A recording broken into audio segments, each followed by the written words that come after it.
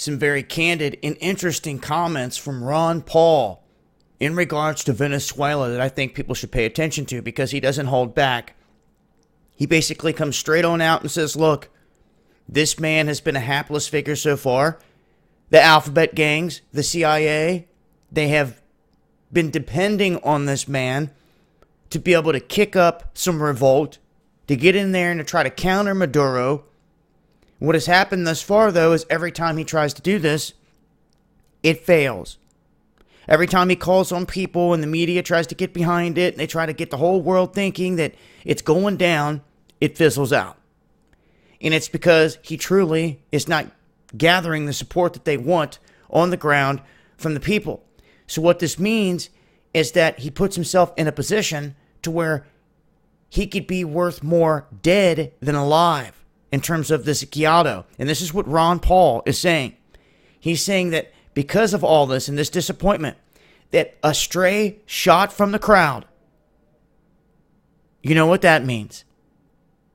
That takes this man out, could do the CIA more of a favor at this point, and many others, than this man being alive.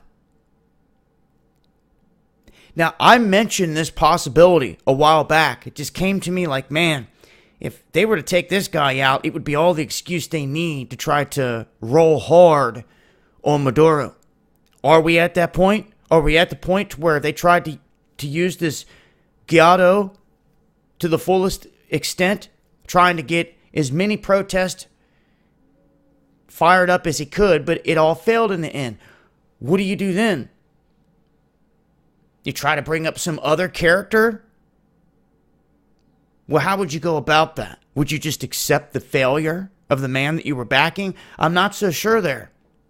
I think Ron has some very valid points here, and people need to pay attention, because if something like this was to pop off, it could shift this thing from a normal type of warfare to a guerrilla type of warfare in that region.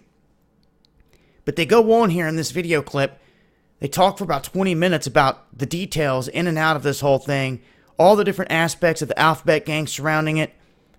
And it's a good listen in terms of trying to get a bead on how he's viewing this.